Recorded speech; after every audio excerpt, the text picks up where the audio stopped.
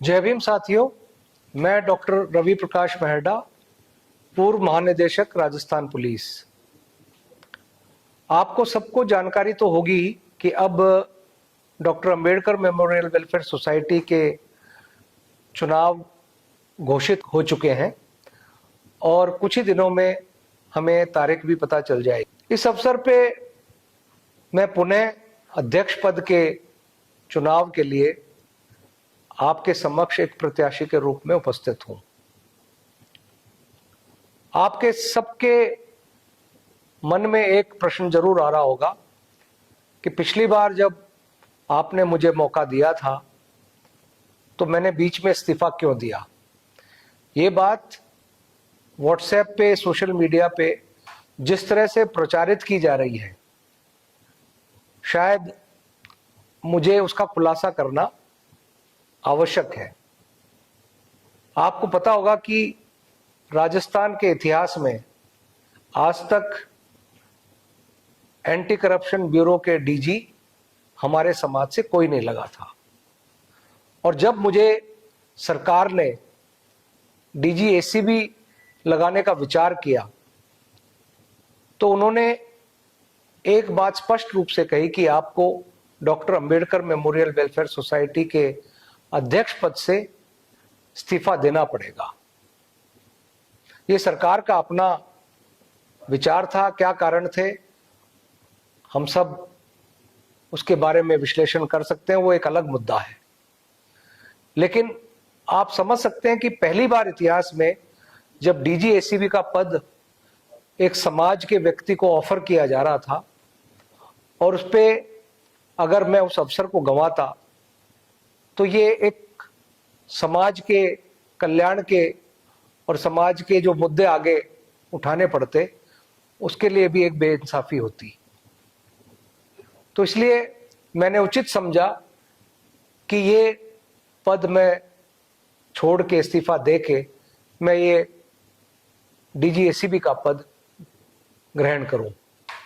और वैसे भी आप सभी सरकारी अधिकारी कर्मचारी जानते हैं कि सरकार के आदेश मानना हर सरकारी अधिकारी कर्मचारी की न केवल ड्यूटी है बल्कि मजबूरी भी और व्यवस्था भी है। तो इस परिप्रेक्ष्य में ये जो भ्रांतियां फैलाई जा रही हैं कि इन्होंने पद छोड़ दिया, इस परिप्रेक्ष्य में आप इस पे गौर करें। और जो अधूरा काम मैं छोड़ के गया, अब चूंकि सेवानिवृत्ति के बाद मैं अपना पूरा समय, पूरी ऊर्जा समाज के मुद्दों के लिए, समाज के कल्याण के लिए मैं दे पाऊंगा, इसलिए मैं आपको विश्वास दिलाता हूं कि मैं आपकी अपेक्षाओं पे खरा उतरने की कोशिश करूंगा। वैसे आपने मेरे पूरे सर्विस काल के दौरान आपने मुझे, बहुत से लोगों ने वॉच किया है, बहुत से लोगों ने मेरे कार्य को देखा भी है। बहुत से जो मेरे पुलिस में कोलीग्स थे, उन्होंने मुझे सबऑर्डिनेट्स कह लें, कलीग्स कह लें, सीनियर्स कह लें, उन्होंने मेरी कार्यशैली देखी है।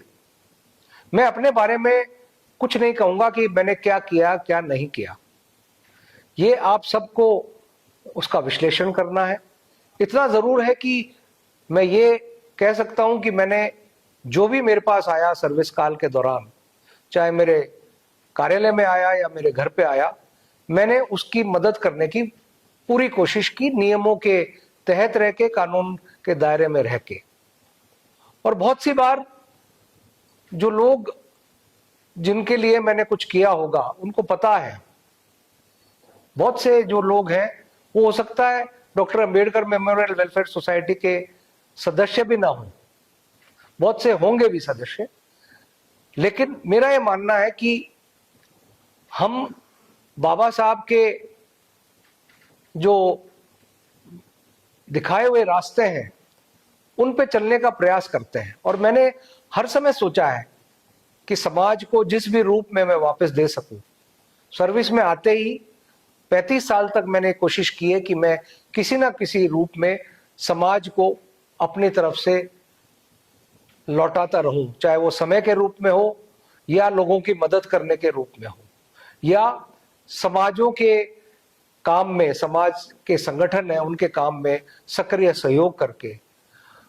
तो ये सब हमारा एक दायित्व है, मैंने कोई एहसान नहीं किया, लेकिन ये हमारा सबका दायित्व है कि बाबा साहब के विचारों को, बाबा साहब के जो रास्ते हमें बता के गए हैं, उन पे चलने का हम सबका, और विशेषकर जो आज की तारीख में हम में से सक्षम हैं, हम में से सरकारी कर्मचारी अधिकारी हैं, क्योंकि हमारे बहुत से साथी वंचित हैं, गरीब हैं, उनको सही रास्ता दिखाना, उनकी मदद करना, ये हम सबका एक परम दायित्व है।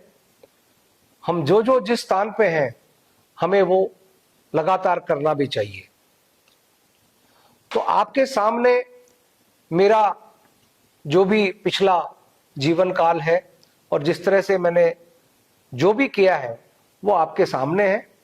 बहुत से लोग मुझे जानते हैं, व्यक्तिगत रूप से भी जानते हैं, बहुत से लोगों ने मेरे बारे में केवल सुना है, और बहुत से लोग हो सकता है जानते भी ना हो।